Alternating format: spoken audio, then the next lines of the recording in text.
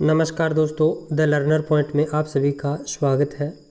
इस वीडियो में दोस्तों अपन करेंगे सूचना प्रौद्योगिकी का जो दूसरा लेसन है। वो पहला लेसन अपना कंप्लीट हो चुका है। 4 वीडियो बने थे, आपने नहीं देखे हैं तो ज़रूर देखिए। प्रश्न इस किताब से बाहर नहीं आएंगे, प्रश्न यहीं से आएंगे। तो देखिए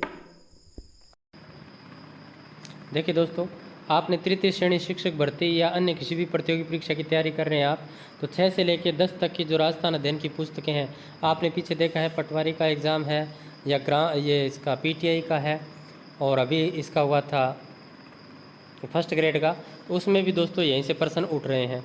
तो इस प्रश्न के आपको पेपर यदि खरीदने हैं तो यस गुरु ऐप पर अमृत टेस्ट सीरीज है, वो आप ज्वाइन जरूर कीजिए। 2700 प्रश्न बनाए गए हैं 6 से लेकर 10 तक की पुस्तक के। यदि कर्मचारी चयन बोर्ड आपका पेपर करवा रहा है तो कर्मचारी चयन बोर्ड के ओल्ड पेपर की टेस्ट सीरीज भी आप ले सकते हैं। तो ये आप चेकआउट ज़रूर करना, लिंक है वो मैं डिस्क्रिप्शन में दे दूँगा। इनपुट एवं आउटपुट युक्तियाँ कंप्यूटर तथा मानव के मध्य संपर्क बनाने के साधन हैं, जबकि संग्रहण युक्तियाँ डाटा, सूचना आदि के भंडारण का कार्य करती है। तो इनपुट और आउटपुट तो क्या है? कंप्यूटर और मानव के मध्य संपर्क बनाने का साधन। और संग्रहण युक्तियाँ क्या है? जो भी डाटा, सूचना अपन देते हैं उसका भंडारण का काम करती है। देखिए, स्टोरेज डिवाइस या संग्रहण युक्तियाँ। कंप्यूटर डाटा और प्रोग्राम तात्कालिक तथा भविष्य के उपयोग हेतु संग्रहित करके रखे जाते हैं, जिन माध्यमों से इन्हें संग्रहित किया जाता है उन्हें 2 भागों में हम बांट सकते हैं। एक तो है प्राथमिक संग्रहण माध्यम और एक है द्वितीयक संग्रहण माध्यम, यानी प्राइमरी स्टोरेज मीडिया और सेकेंडरी स्टोरेज मीडिया। प्राथमिक संग्रहण माध्यम में डाटा और प्रोग्राम केवल तात्कालिक रूप से संग्रहित किए जाते हैं।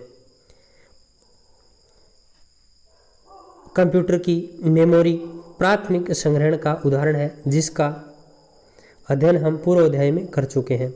द्वितीय संग्रहण के अंतर्गत वे युक्तियां सम्मिलित की जाती हैं जिनमें डाटा, प्रोग्राम, प्रक्रिया, परिणामों को तात्कालिक तथा भविष्य में बार बार उपयोग हेतु स्थायी रूप से संग्रहित कर सुरक्षित रखते हैं। यहाँ हम ऐसी ही कुछ प्रमुख युक्तियों के बारे में अध्ययन करेंगे। तो देखिए, सबसे पहले आता है फ्लॉपी डिस्क के बारे में। फ्लॉपी डिस्क माइलर प्लास्टिक से निर्मित एक वर्ताकार चकती होती है, जिसकी सतह पर आयरन ऑक्साइड यानी चुंबकीय पदार्थ का लेपन होता है। इसकी दोनों सतहों पर हार्ड डिस्क के समान संकेंद्रीय ट्रैक्स और सेक्टर्स होते हैं। डाटा इन्हीं ट्रैक्स और सेक्टर्स में संग्रहित होता है। फ्लॉपी डिस्क की सुरक्षा हेतु प्लास्टिक के आवरण में रखा जाता है। इसे खरोंच आदि से बचाता है। इस आवरण में एक भाग खुला होता है, जिसे रीड या राइट हेड डाटा को डिस्क पर संग्रहित कर प्राप्त कर सके। इस खुले भाग को एक्सेस विंडो कहते हैं। फ्लॉपी डिस्क और उसके आवरण में एक छिद्र होता है, जिसे इंडेक्स होल कहते हैं। इंडेक्स होल भी फोटो सेंसर के नीचे आता है। तो इसका अर्थ है कि रीड राइट हैंड अब वर्तमान ट्रैक के प्रथम सेक्टर पर स्थित हो गया है। फ्लॉपी के एक और भाग कटा हुआ होता है, जिसे राइट प्रोटेक्ट नॉच कहते हैं। इसका उपयोग डिस्क पर डाटा को राइट या संग्रहित करने से बचाने में किया जाता है। प्रश्न बता दूंगा यहाँ से कैसे बनेगा, ये पढ़ना तो पड़ेगा अपन को। इसका उपयोग डिस्क पर डाटा को राइट या संग्रहित या संग्रहण से बचाने में किया जाता है। जब यह नोच खुला होता है तो हम डाटा को पढ़ भी सकते हैं और लिख भी सकते हैं, किंतु इसे किसी रिक्टर या टेप से बंद कर दिया जाता है तो डिस्क पर डाटा को केवल पढ़ा जा सकता है, लिखा नहीं जा सकता। ये फ्लॉपी डिस्क है, देख लीजिए। तो देखिए, ये अपन को बस इतना ही ध्यान में रखना है कि फ्लॉपी डिस्क एक संग्रहण युक्ति है। बस इतना ध्यान रखना आप। फ्लॉपी डिस्क क्या है? एक संग्रहण युक्ति है।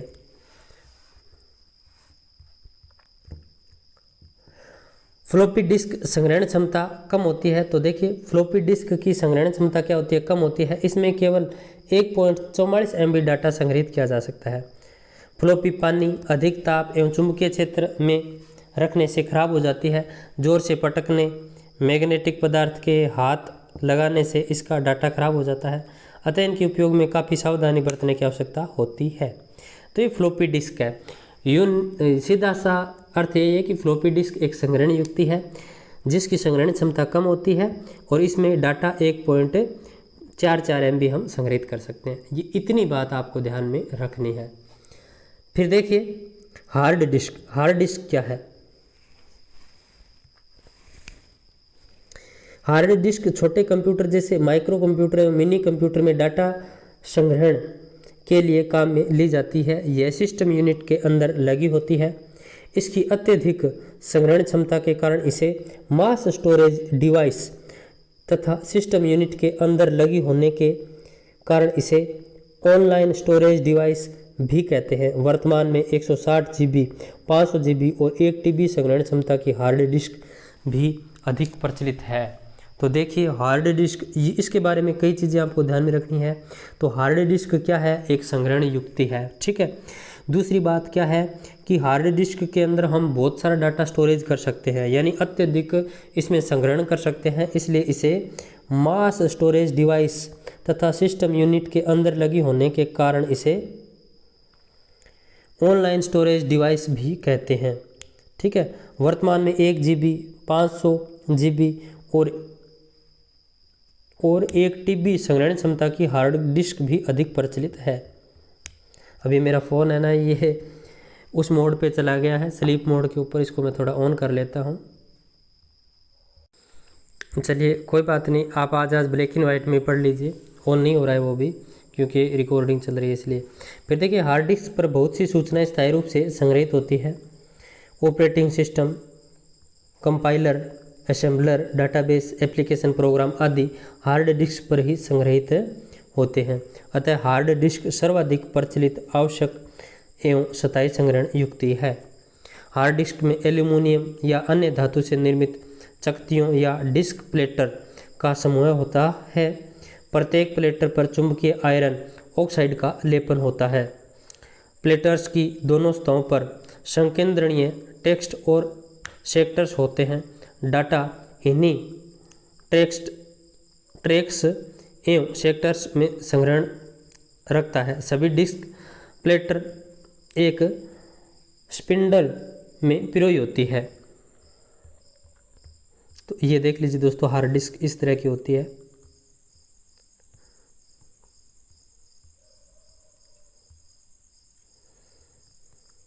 तो देखिए आगे पढ़ते हैं अपन। प्रत्येक प्लेटर का अलग से रीड राइट हैंड होता है। सभी रीड राइट हैंड्स एक ही भुजा या आर्म पर कंधे नुमा संरचना में लगे रहते हैं। ये ऊपर चित्र में देखा अपन ने। इस भुजा को एक्सेस आर्म कहते हैं। प्रत्येक हैंड घूमती हुई डिस्क की सतह पर उपयुक्त ट्रैक पर पहुंच जाता है। इस प्रकार डाटा रीड राइट करने की क्रिया संपादित होती है। प्रत्येक डाटा की स्थिति का एक पता या डिस्क एड्रेस होता है, जिसे सतह संख्या, ट्रैक संख्या, सेक्टर संख्या और सेक्टर संख्या होती है। इसी की सहायता से एक्सेस आर्म डाटा को खोजता है। हार्ड डिस्क एवं रीड राइट हैंड ये सभी एक हवा बंद चैम्बर में सील होते हैं, जिससे वहां तक धूल नहीं जा पाती है। यह चैम्बर बाहर से देखने में लंच बॉक्स जैसा लगता है। तो देखिए अपन ऊपर फ्लॉपी डिस्क और हार्ड डिस्क दो के बारे में पढ़ कर आए हैं। बस दोनों के बारे में इतना ही ध्यान रखना है कि फ्लॉपी डिस्क है ये भी संग्रहण युक्ति है, हार्ड डिस्क है ये भी संग्रहण युक्ति है। बस मैं एग्जाम पॉइंट व्यू से आपको क्या याद रखना है वो बता रहा हूँ। फ्लॉपी डिस्क संग्रहण युक्ति, हार्ड डिस्क संग्रहण युक्ति। फ्लॉपी डिस्क है इसकी संग्रहण क्षमता बहुत कम होती है, हार्ड डिस्क है इसकी संग्रहण क्षमता बहुत अधिक होती है। फिर देखिए सीडी रोम या कॉम्पैक्ट डिस्क। सीडी रोम और कॉम्पैक्ट डिस्क। सीडी रोम एक प्रकाशीय संग्रहण युक्ति है। तो ये बस ऐसे ध्यान रखना पड़ेगा, सीडी रोम है तो एक प्रकाशीय संग्रहण युक्ति जिसमें संग्रहित डाटा को केवल पढ़ा जा सकता है। ठीक है। अब देखिए रोम का शब्द रीड ओनली मेमोरी का संक्षिप्त रूप है। तो रोम का आपको पूछ सकते हैं कि रोम क्या है, तो read only memory, RAM, random access memory. ये ऊपर अपन रीड और रोम के बारे में रैम और रोम के बारे में पहले लेसन में अपन ने बहुत डिटेल से पढ़ा था। तो देखिए CD रोम में लेजर किरणों की सहायता से डाटा को रीड और राइट किया जाता है। यह डिस्क रेजिन जैसे पदार्थ पॉलीकार्बोनेट से बनी होती है। इसकी सतह पर एल्यूमिनियम यौगिकों का लेपन होता है जिससे इसमें प्रकाश को परावर्तित करने का गुण आ जाता है। डाटा संग्रहण की प्रक्रिया में CD रोम की परावर्तक सतह पर उच्च तीव्रता वाली लेजर किरणें डाली जाती है जिससे वहां एक अति सूक्ष्म गड्ढा या पिट बन जाता है। यह पिट एक बिट का सूचक है। सतह पर जहां पिट नहीं है वह 0 बिट का सूचक है। ऐसे पिट रहित स्थल को लेड कहते हैं। क्या कहते हैं? लेड कहते हैं। तो ये चीज़ आप ध्यान में रखना। तो ये CD है, ये CD रोम ड्राइव है, यानी ये CD को पढ़ने वाला है, ये CD है। CD रोम में डाटा को डिस्क से पढ़ने के लिए कम तीव्रता यानी 5 मेगावाट वाली लेजर किरणें डाली जाती है। परावर्तित लेजर किरणों को फोटो डिटेक्टर द्वारा जांचा जाता है।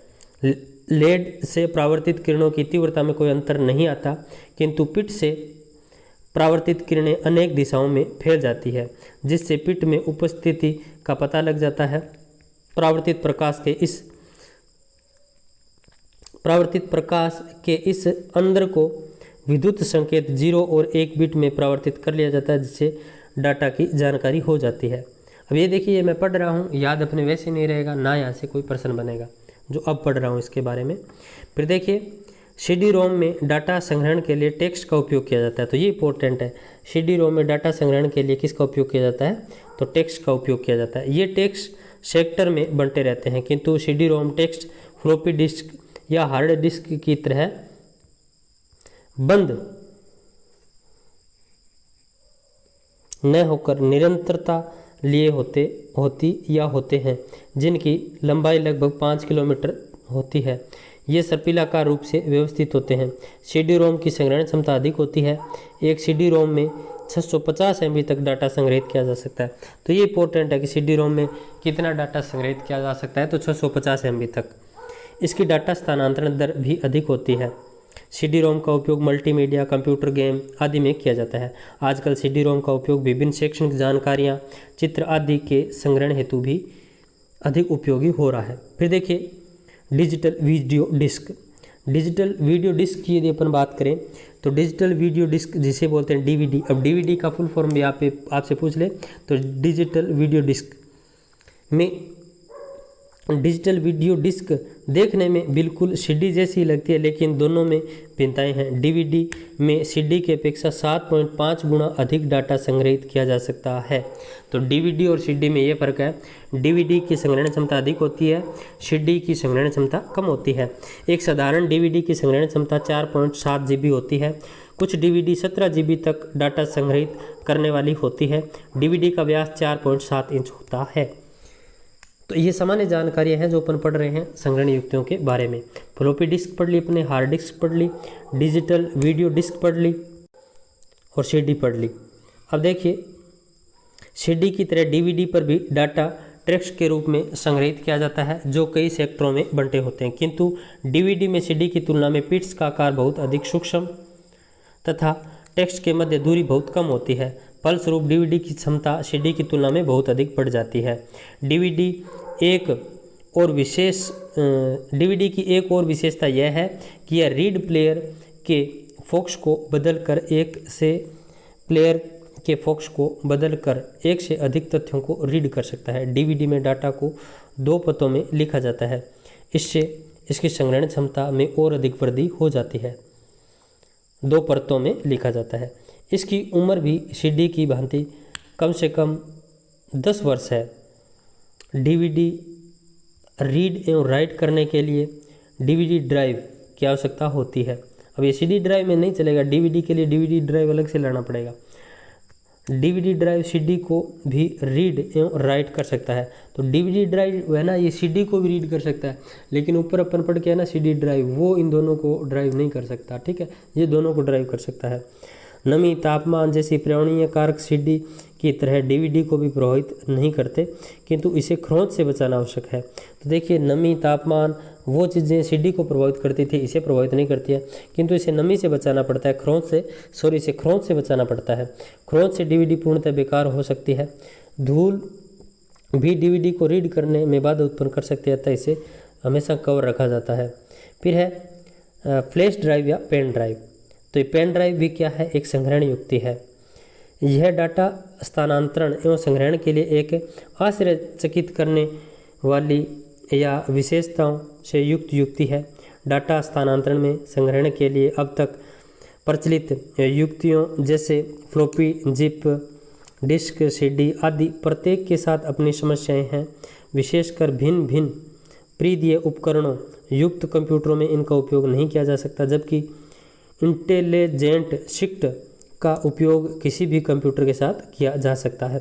तो ये पेन ड्राइव और फ्लैश ड्राइव है, ये जब अपना बीए का टाइम था तब आई थी नहीं, और इसमें मूवी डलवा कर लाते थे और फिर सब दोस्त साथ में बैठकर देखते थे। फिर देखिए, इसे कंप्यूटर के यूएसबी पोर्ट में लगाया जाता है। इसका आकार इतना छोटा होता है कि इसे जब पेन या पर्स में आसानी से रखा जा सकता है। इनके आकार व क्षमता भिन्न भिन्न होती है। फिर है जिप ड्राइव। ये नीचे देख लीजिए, जिप ड्राइव ऐसी होती है। जिप ड्राइव फ्लॉपी डिस्क के पश्चात चुंबकीय माध्यम दुनिया का दूसरा आश्चर्य है। सीडी राइटर से पूर्व जिप ड्राइव ही सबसे अधिक प्रचलित बैकअप उपकरण थी। जिप ड्राइव सीडी राइटर से काफ़ी किफ़ायती है। इसमें डाटा संग्रहण के लिए जो उपकरण काम में लिया जाता है उसे जिप कोटिम काम में लिया जाता है। उसे जिप कोर्टिज कहते हैं। जिप कोर्टिज लाने ले जाने में सुविधाजनक तथा अधिक विश्वसनीय है। जिप कोर्टिज में लगभग 100 MB डाटा संग्रहित किया जा सकता है। इसका आकार 4 वर्ग इंच होता है तथा इसकी मोटाई फ्लॉपी से लगभग दुगनी होती है। जिप ड्राइव के साथ एक समस्या यह है कि वर्तमान में उपलब्ध ऑपरेटिंग सिस्टम जिप ड्राइव को सपोर्ट नहीं करते। तो जिप ड्राइव भी एक संग्रहण युक्ति है। फिर देखिए ब्लू रे डिस्क। तो ये देख लीजिए, ये ब्लू रे डिस्क है। ब्लू रे डिस्क सीडी तथा डीवीडी की भांति एक ऑप्टिकल डिस्क माध्यम है। इसकी भौतिक विशेषताएं मानक डीवीडी तथा सीडी के समान होती है। ब्लू रे डिस्क की संग्रहण क्षमता 25 GB प्रति सिग्नल प्लेयर तथा 50 GB ड्यूल लेयर होती है। ब्लू रे डिस्क को पढ़ने के लिए ब्लू वॉयलेट लेजर का उपयोग किया जाता है। इसी कारण इसका नाम ब्लू रे डिस्क पड़ा। इसका मुख्य उपयोग कई डेफिनेशन वीडियो गेम तथा अन्य डाटा को संग्रहित रखने के लिए किया जाता है। तो ये लाइन आप ध्यान रखना, वीडियो गेम, ठीक है, वीडियो गेम के लिए ब्लू रे डिस्क को काम में लिया जाता है। ये एक संग्रहण युक्ति है। फिर है इनपुट युक्तियाँ। तो संग्रहण युक्तियाँ अपन ने पढ़ ली, अब इनपुट युक्तियाँ आएगी। अब आपकी समस्या नहीं आएगी, वो थोड़ी हार्ड थी। आप नाम ध्यान में रख लोगे ना कि ये संग्रहण युक्ति होती है, तो भी आपका काम है वो चल जाएगा। अब अगर एग्जामिनर प्रश्न बनाएगा ना, तो अब अपन पढ़ेंगे ना इनपुट युक्तियाँ। यहाँ से प्रश्न बनने की संभावना रहती है, कितनी की होती है कीबोर्ड में, ठीक है, ये सारी चीज़ें यहाँ पढ़ेंगे। इनपुट युक्तियों की सहायता से उपयोगकर्ता द्वारा कंप्यूटर में आंकड़े, सूचनाएं तथा निर्देश डाले जाते हैं। ये युक्तियाँ मानवीय भाषा में दिए गए डाटा एवं निर्देशों को कंप्यूटर के समझने योग्य संकेतों में परिवर्तित करती है। ये अक्षरों, संख्याओं और अन्य चिन्हों का कंप्यूटर की भाषा 0 एवं 1 बिट, जिसे बाइनरी बोलते हैं, ठीक है, में अनुवाद करती है ताकि कंप्यूटर उन्हें समझ सके। इसके पश्चात ही डाटा प्रक्रिया संभव हो पाती है। इस प्रकार इनपुट युक्तियों को हम 2 उद्देश्यों की पूर्ति करती है। एक तो आंकड़ा व निर्देश को कंप्यूटर तक ले जाने में, एक आंकड़ा व निर्देशों को मशीनी भाषा में बदलने के लिए। तो ये 2 उद्देश्यों से काम करती है इनपुट युक्तियाँ। इनपुट युक्तियाँ उतनी ही पुरानी है जितनी कि कंप्यूटर, किंतु समय के साथ साथ इनमें खूब परिवर्तन हुआ। आज की keyboard, mouse, scanner, joystick, light pen, optical mark reader, optical character reader, अनेक इनपुट युक्तियां हैं। तो आपसे पूछ ले इनपुट युक्तियां, तो कीबोर्ड क्या है, इनपुट युक्ति है। माउस क्या है, इनपुट युक्ति है। स्कैनर क्या है, एक इनपुट युक्ति है। लाइट पेन क्या है, इनपुट युक्ति है।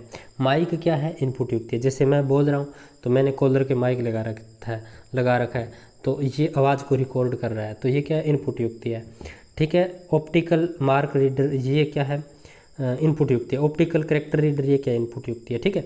इनमें से कुछ प्रमुख इनपुट युक्तियाँ ये है। सबसे पहले आता है कीबोर्ड, अब देखिए यहाँ से प्रश्न बनेंगे और ये चीज़ें इंपॉर्टेंट है आपके लिए क्योंकि यहाँ से प्रश्न बना लेगा ना तो सामान्य स्तर का प्रश्न होगा और इसके बारे में हमें जानकारी नहीं है, इसलिए नहीं है कि अगर पाठ छोड़ के जाएंगे तो जानकारी कैसे होगी। तो यह सर्वाधिक प्रयुक्त होने वाला एक महत्वपूर्ण इनपुट उपकरण है। यह एक तरह से टाइपराइटर का संशोधित रूप है। इसमें कुंजियाँ यानी कीज की संख्या टाइपराइटर से अधिक होती है। सामान्यतः 101 से 108 तक इसमें की होती है। तो आपसे पूछ ले कि कीबोर्ड में की कितनी होती है, तो 101 से 108 तक। ये इंपॉर्टेंट लाइन है इतनी। कीबोर्ड पर सभी अक्षर, संख्याएं तथा अन्य चिन्ह होते हैं जिनके द्वारा डाटा इनपुट किया जाता है। कीबोर्ड एक केबल के माध्यम से सिस्टम यूनिट से जुड़ा रहता है। केबल प्लग सिस्टम यूनिट के पीछे निर्मित एक सॉकेट में लग जाता है। कीबोर्ड की एक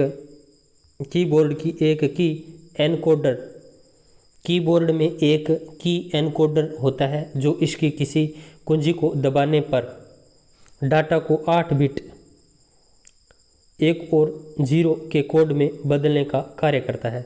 तो देखिए दोस्तों, ये बाइनरी डाटा है, जो बिट है, बाइट है, ठीक है, निब्बल है, ये सारी चीज़ें अपन ऊपर पढ़ कर आए हैं, तो यहाँ अपन चर्चा नहीं करेंगे इनके बारे में। तो देख लीजिए, कीबोर्ड की कुंजियाँ टाइपराइटर की तुलना में आसानी से दबती है तथा दबाने के बाद तुरंत अंगुली उठा लेनी पड़ती है। यदि 0.5 सेकंड से अधिक समय तक एक ही कुंजी को दबा कर रखा जाए तो कीबोर्ड बार बार एक ही करैक्टर के संकेत कंप्यूटर में प्रविष्ट करता जाएगा। जैसे अपन ना अंगुली से एक को थोड़ी सी देर दबा लेते हैं, तो जैसे 5 को दबा दें तो 5 5 5 5 5 5 ऐसे आ जाएगा। इससे स्क्रीन पर वही करैक्टर अनेक बार प्रदर्शित हो जाएगा। इस क्रिया को टाइपमेटिक कहते हैं। तो ये इंपॉर्टेंट लाइन है। प्रश्न यहाँ पर ऐसे बन जाएगा कि एक ही की को 5 सेकंड से अधिक दबाने पर एक अक्षर है वो बार बार टाइप हो रहा है, यह कहलाता है।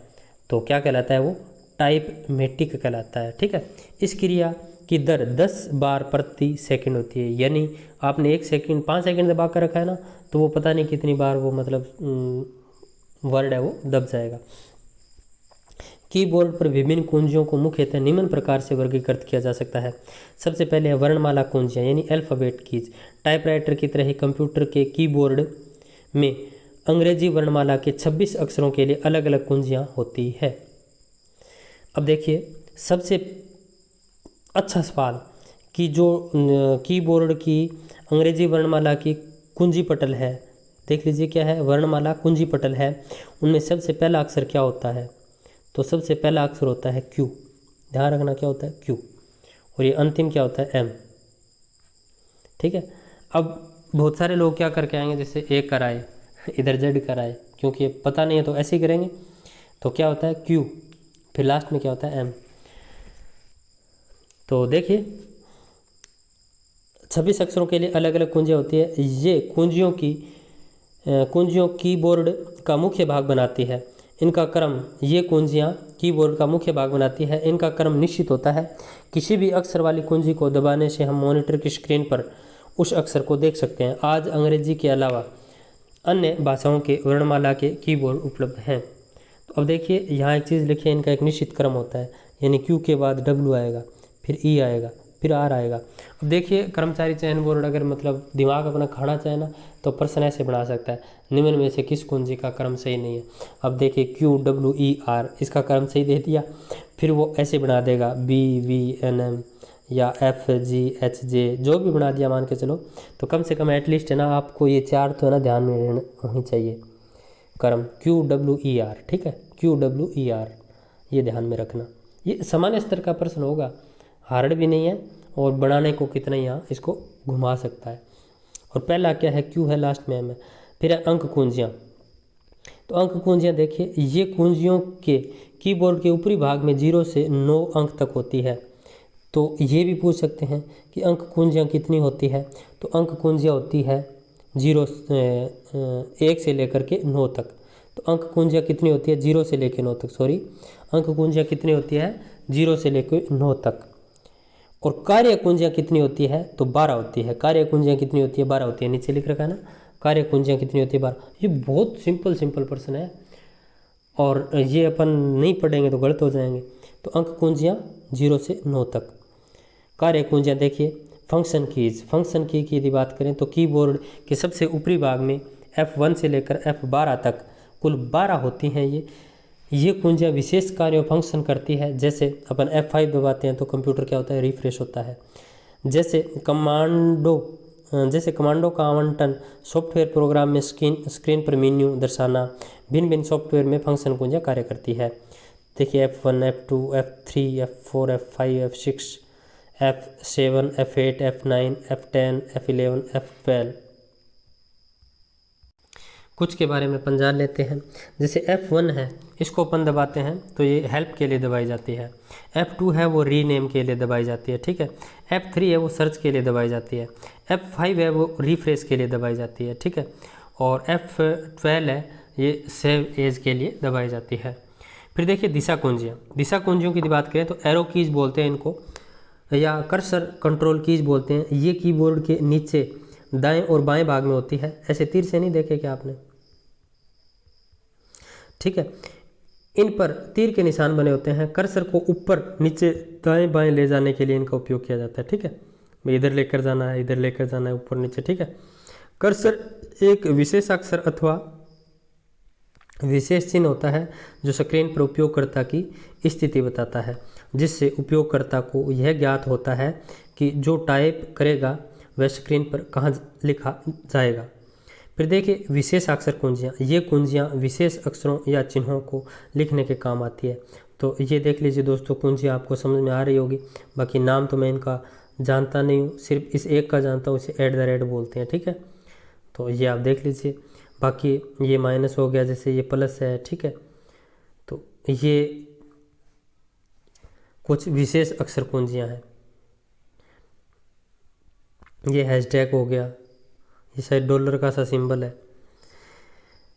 फिर देखिए विशेष कुंजियाँ। कीबोर्ड पर कुछ विशेष कुंजियाँ भी होती है, इनके नाम एवं कार्य।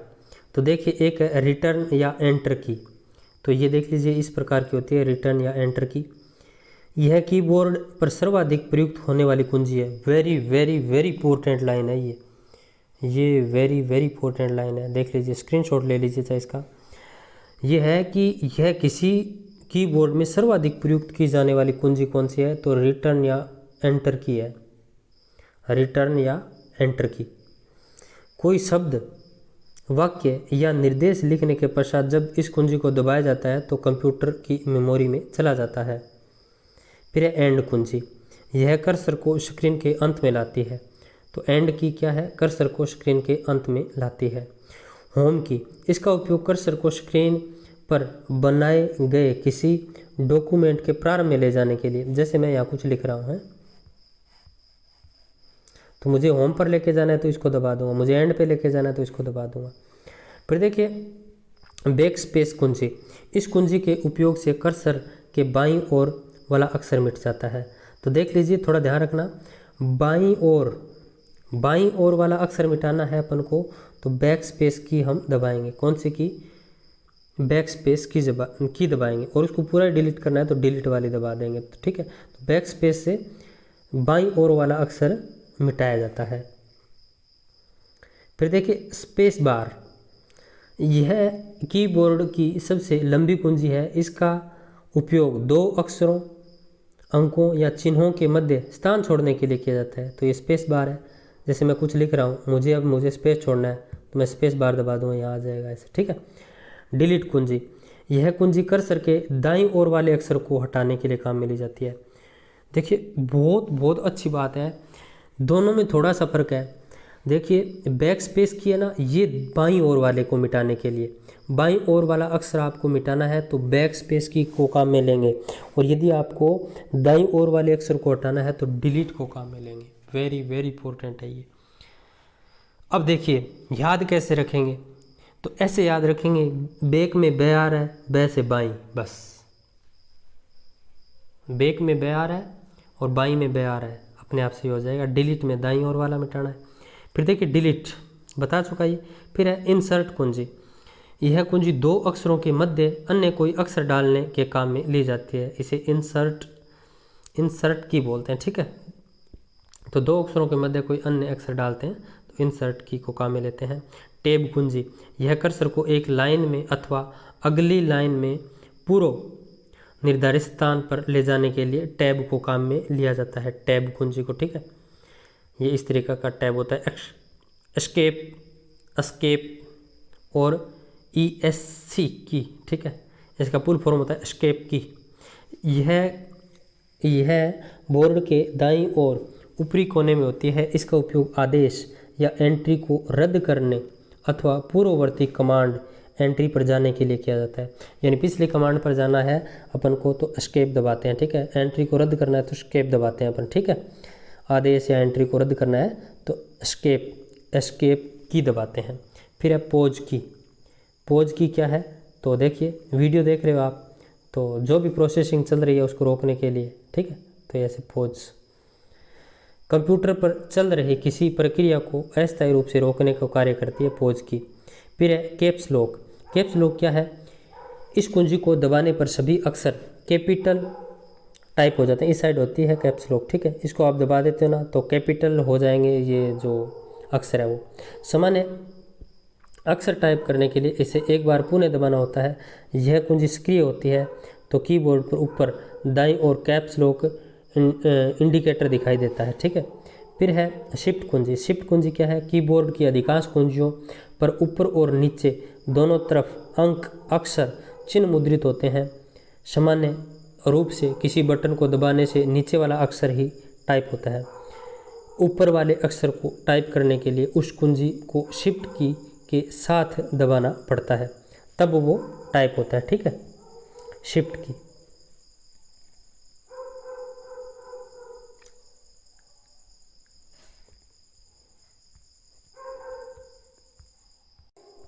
जैसे ये है देखिए, ठीक है, इसमें ना दो चिन्ह, ये दो दिखाई दे रहा है आपको, ठीक है। इनमें से जो भी आपको लेना है ना, जैसे 1 2 3 ये तो सीधे आ जाएंगे, दूसरा आपको लेना है तो शिफ्ट के साथ दबाना पड़ेगा।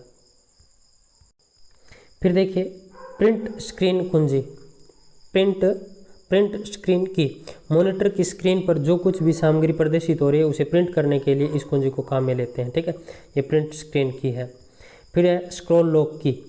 इसका उपयोग स्क्रॉलिंग यानी स्क्रीन को ऊपर नीचे बाएं दाएं सरकाने, प्रारंभ करने एवं बंद करने के लिए इसका उपयोग किया जाता है।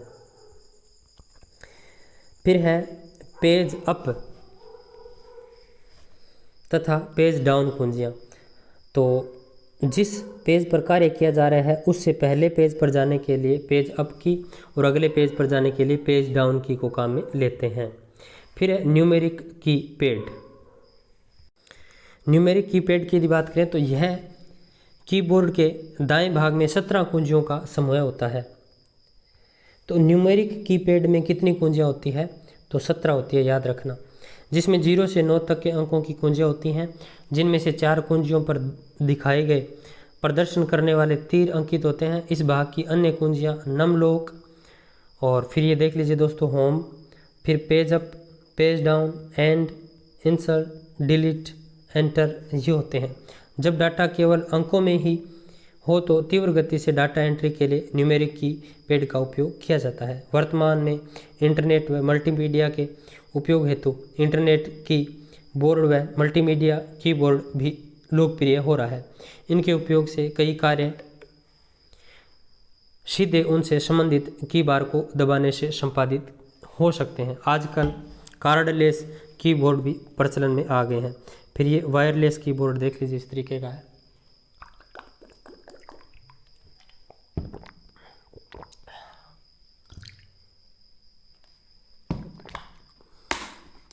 इस तरह के कीबोर्ड को कंप्यूटर से कनेक्ट करने के लिए तार का उपयोग नहीं किया जाता है। इसको कंप्यूटर से जोड़ने के लिए एक रिसीवर की आवश्यकता होती है जिसे CPU से जोड़ा जाता है। फिर है माउस। कंप्यूटर के संचालन के लिए प्रयुक्त होने वाला महत्वपूर्ण उपकरण क्या है, माउस है। वर्तमान में उपलब्ध ऑपरेटिंग सिस्टमों को देखते हुए तो लगता है कि माउस के बगैर कंप्यूटर का संचालन करना असंभव है। एक छोटा सा उपकरण होता है माउस, जिसका आकार चूहे जैसा होता है, इस कारण इसे माउस कहते हैं। माउस को किसी समतल सतह पर रखें, उसे माउस पैड कहते हैं। नीचे कपड़ा सा आपने देखा होगा ना, उससे बोलते हैं माउस पैड। पर रख कर हाथ से इधर उधर खिसकाया जाता है। इसमें 2-3 बटन होते हैं। माउस के एक बटन को अंगुली से दबाया जाता है। इस क्रिया को क्लिक कहते हैं। माउस को पैड पर इधर उधर सरकाने पर मॉनिटर पर एक तीर या चिन्ह भी इधर उधर चलता दिखाई देता है। इस तीर या चिन्ह को माउस पॉइंटर या माउस कर्सर कहते हैं। फिर देखिए, माउस एक बहुत ही उपयोगी इनपुट है। इसके उपयोग से कंप्यूटर में निर्देशों का प्रेषण काफ़ी आसान हो गया है। माउस द्वारा कंप्यूटर को बहुत तीव्र गति से संचालित किया जा सकता है। चित्र आदि ग्राफिक के लिए भी यह उपयोगी है। माउस पर उपयोग सामान्यतः निम्न प्रकारों से लिया जाता है। तो माउस का उपयोग किस तरीके से लिया जाता है? तो सिंगल क्लिक, बाएं बटन के एक क्लिक से स्क्रीन पर ऑब्जेक्ट या ऑप्शन का चयन किया जाता है। तो सिंगल क्लिक करते हैं ना, जैसे ये एरो है ना, मुझे सिंगल क्लिक करना है, मैं सिंगल क्लिक किया ना तो ये सिलेक्ट होगा जैसे है। और डबल क्लिक करूँगा तो बाएं बटन से लगातार 2 बार क्लिक करने से ऑब्जेक्ट खुल जाता है। अब मैं 2 बार क्लिक करूँगा तो जैसे ये कुछ भी आइकन था, 2 बार क्लिक किया तो खुल जाएगा। राइट क्लिक, दाएं बटन को एक बार क्लिक करने पर कॉन्टेक्स्ट या कॉन्टेक्स्ट मेन्यू खुलता है जिसमें कई ऑप्शन होते हैं। Drag and drop, single click द्वारा किसी ऑब्जेक्ट को सिलेक्ट करके तथा बाएं बटन को दबाते हुए माउस की सहायता से इसे स्क्रीन पर कहीं भी ले जा सकते हैं। ड्रैग एंड ड्रॉप क्या है मैं बताऊं। जैसे ये एक आइकन है, मान के चलिए ये फोटो है। अब मैं क्या करूँगा, इसको मुझे यहाँ लेके आनी है। तो मैं सबसे पहले क्या करूँगा, बाएं बटन को दबाते हुए माउस की सहायता से इसे यहाँ ले आऊँगा खींच करके। इस प्रक्रिया को क्या बोलते हैं? ड्रैग एंड ड्रॉप बोलते हैं। फिर देखिए, ऑप्टिकल माउस, आजकल इन माउस को सबसे ज़्यादा प्रयोग में लिया जा रहा है। इसमें प्रकाश की एक किरण नीचे की सतह से उत्सर्जित होती है जिसके परावर्तन के आधार पर ऑब्जेक्ट की दूसरी दिशा तथा गति तय करता है। वायरलेस माउस, यह माउस फ्रीक्वेंसी के आधार पर कार्य करता है। इसमें 2 प्रमुख घटक ट्रांसमीटर और रिसीवर होते हैं। यह इलेक्ट्रोमैग्नेटिक सिग्नल के रूप में माउस की गति तथा क्लिक की सूचना कंप्यूटर को उपलब्ध करवाता है। फिर है जॉयस्टिक। देखिए, वर्तमान युग एवं अति वास्तविक दिखाई पड़ने वाले 3D गेमों का युग है। जिसके पास सर्वोत्तम साधन है वही इनका संपूर्ण आनंद उठा सकता है। प्रारंभ में केवल कीबोर्ड तथा माउस की मदद से ही कंप्यूटर पर गेम खेले जा सकते थे, किंतु आज इस कार्य के लिए अनेक उपकरण उपलब्ध हैं जिनमें जॉयस्टिक सबसे प्रमुख है। जॉयस्टिक में चारों दिशाओं में घूमने वाला एक हैंडल होता है जो कि स्क्रीन पर चित्रों को हिलाने और चलाने आदि का कार्य करता है। इसे हैंडल में एक बटन होता है जो गेम्स के फायर आदि के काम आता है। तो ये गेम खेलने के लिए काम आता है जॉयस्टिक, ठीक है। स्कैनर, तो स्कैनर आपको पता है दोस्तों, स्कैनर एक इनपुट डिवाइस है। इसमें डाटा चित्रों को कंप्यूटर में अंदर यानी इनपुट करने के लिए इसको काम में ले जाते हैं। किसी भी किताब की फ़ोटो डेटा कंप्यूटर में फ़ोटो के रूप में सुरक्षित करता है। इससे हम हार्ड कॉपी को सॉफ्ट कॉपी में बदलते हैं। हार्ड कॉपी क्या होती है? जैसे मेरे पास मतलब किताब है, वो क्या है? वो हार्ड कॉपी है। मैंने उसकी PDF बना के यानी उसको स्कैन करके अब मैं आपको जैसे पढ़ा रहा हूँ ना, तो ये सॉफ्ट कॉपी है। ये जो अंदर चल रही है मोबाइल के, ये सॉफ्ट कॉपी है। जब वो बाहर है किताब तो वो हार्ड कॉपी है। वेब कैमरा ऑनलाइन इनपुट उपकरण है जिसकी सहायता से लाइव तस्वीर देखी जा सकती है। वेब कैमरों का उपयोग online video chatting, video conferencing में तथा डिपार्टमेंटल स्टोर एवं ऑफिस में एवं अन्य स्थानों में हर समय नज़र रखने के लिए किया जाता है। ये देख लीजिए। तीसरी आंख, डिजिटल कैमरा। डिजिटल कैमरे के द्वारा फोटो लेने के पश्चात इसे डिजिटल डाटा के रूप में बदल दिया जाता है। डिजिटल कैमरे की कार्य पद्धति परंपरागत कैमरों से मिलती जुलती है। इसमें जिस दृश्य की फ़ोटो लेनी होती है उसे एक लेंस की सहायता से फोकस किया जाता है। यह एक ऑफलाइन इनपुट डिवाइस है। इसका प्रयोग फ़ोटो खींचने तथा स्टोरेज करने के लिए किया जाता है। इसमें एक स्क्रीन होती है जिस पर हम खींचे गए फ़ोटो देख सकते हैं। इसको एक स्थान से दूसरे स्थान पर आसानी से ले जा सकते हैं। फिर है लाइट पेन। लाइट पेन देखिए दोस्तों, अब जैसे मैं काम में ले रहा हूँ तो जैसे एक्स रिकॉर्डर से मैं स्क्रीन रिकॉर्ड कर रहा हूँ, जो ये चला रहा हूँ ना, तो ये यूँ मान के चलिए लाइट पेन ही है। ये मैं तो उंगली से कर रहा हूँ।